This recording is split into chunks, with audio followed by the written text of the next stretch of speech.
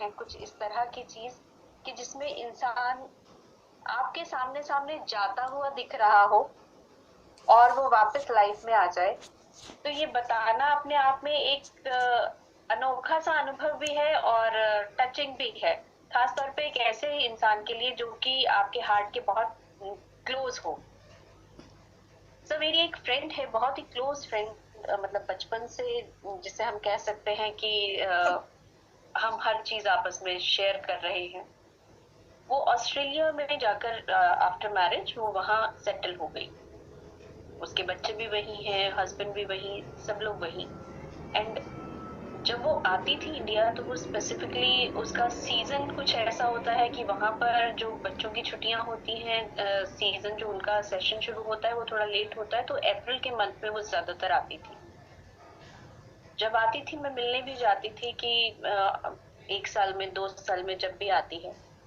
लेकिन पिछले काफी टाइम से वो आ नहीं रही थी, और जब वो आई तो वो उसने मुझे जब कॉल किया तो आई वॉज वेरी हैप्पी कि हाँ, एक लंबे अरसे के बाद हम मिल रहे हैं, क्योंकि कोविड हुआ उसके बाद 2-3 साल तक आना जाना बिल्कुल बंद हो गया था।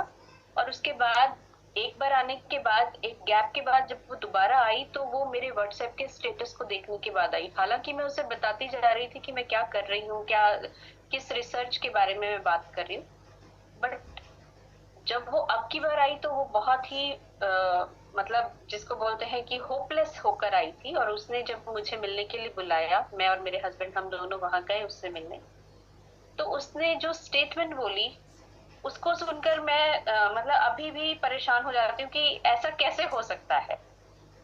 एक अच्छी खासी हट्टी कट्टी लंबी बंदी है, मतलब हाइट, और उसका अगर मैं फिजिक बोलूं तो शी वॉज वंडरफुल। और उसने आके बोला कि मैं अब की बार यहाँ आई हूँ वहां पर सब कुछ छोड़ छाड़ के, मुझे वहां नहीं रहना, क्योंकि मेरी लाइफ बहुत कम रह गई है। और मुझे डॉक्टर्स ने सिर्फ ये बोला है कि 2 या 3 महीने की मुश्किल से आपके पास जो जिंदगी है वो है।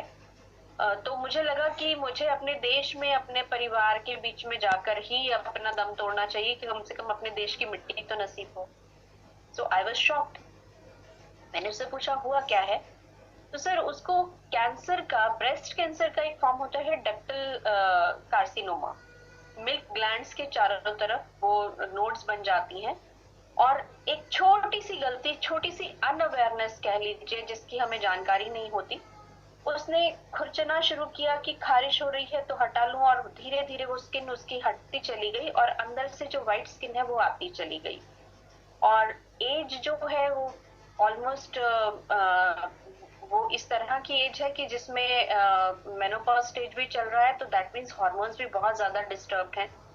अब डॉक्टर्स ने जब उसको ये चीज बोली कि तुम्हारे पास लाइफ का टाइम नहीं है और इसका हमारे पास कोई ट्रीटमेंट नहीं है, बिकॉज ये इस स्टेज पर पहुंचा हुआ है कि हम इसमें कुछ नहीं दे सकते।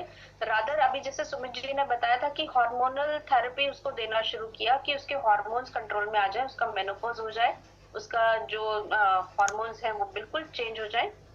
तो प्रोजेस्टेरॉन और एस्ट्रोजन का बैलेंस कुछ इस तरह से किया कि उसका मेनोपॉज स्टेज किया गया, ताकि ब्लीडिंग वगैरह कुछ भी ना हो, कहीं एक तरफ से रुके, और उसके बाद सोचें कि क्या ट्रीटमेंट दे सकते हैं।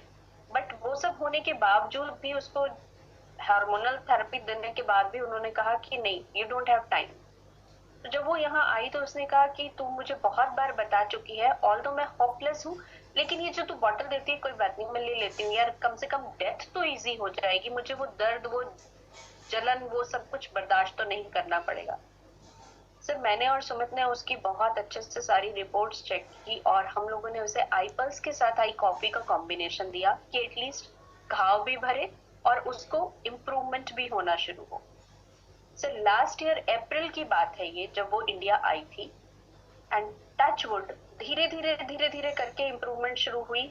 उसका घाव मैं नहीं देख पा रही थी, लेकिन फिर भी उसने मुझे दिखाया, मैंने उसे अच्छे से एग्जामिन भी किया, और फिर मैंने उसे बोला ट्रस्ट करके ले रही है, मैं भी ट्रस्ट करके ही दे रही हूँ, क्योंकि मुझे मालूम है ये रिसर्च वाकई काम करती है। सर उसने स्टार्ट किया, ऑल्दो उसकी जो मेडिसिन चल रही थी, उसने यहाँ आकर भी जो ट्रीटमेंट अपना शुरू किया, मेडिसिन साथ के साथ चलती रही।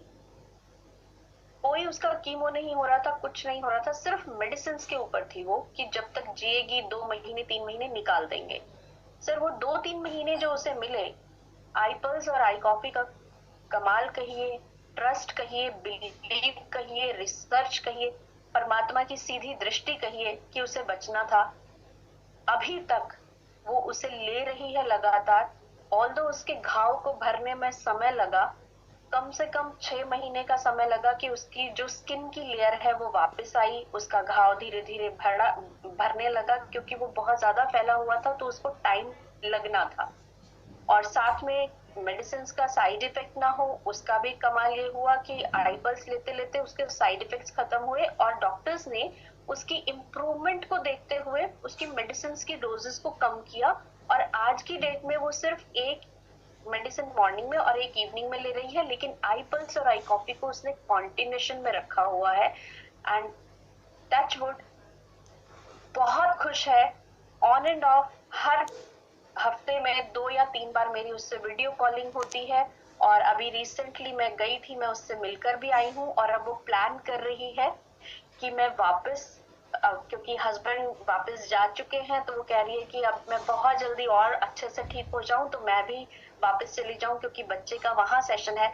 बहुत ट्रेजिक रहता है कि बच्चा और हस्बैंड वहां है और वो यहाँ पर सिर्फ अपने ट्रीटमेंट के लिए रुकी हुई थी, but she will be taking lots of things. बहुत ब्लेसिंग्स देती है, बहुत खुश होती है। और मुझे मालूम है सर, जो उसको 2-3 महीने मिले वो उसने 1 साल में अपना जो इम्प्रूवमेंट किया, और कह रही है, प्रॉमिस कर रही है कि वो इसे कंटिन्यू करेगी और लोगों को बता रही है। बट उसकी रिक्वेस्ट थी कि मेरा नाम मत बताइएगा। वो रिपोर्ट्स जरूर मैं आपके साथ नेक्स्ट टाइम जब भी होगा मैं शेयर जरूर करूंगी, क्योंकि रिपोर्ट्स के बल पर ही हम लोग बात करते हैं कि देखिए क्या कंडीशन थी और अभी क्या है। तो आईपल्स ने सच में एक जिंदगी को वापस किया है। और मेरी रिकमेंडेशन यही रहेगी कि बिलीव कीजिए, ट्रस्ट कीजिए, रिसर्च बहुत प्यारी है, कोई साइड इफेक्ट्स नहीं है, रादर किसी और चीज के साइड इफेक्ट है तो वो भी खत्म हो जाते हैं। हर घर में आई पल्स बहुत जरूरी है, नंबर 1 एंटीऑक्सीडेंट है। Thank you sir, thank you कि आपने मुझे मौका दिया ये चीज शेयर करने के लिए।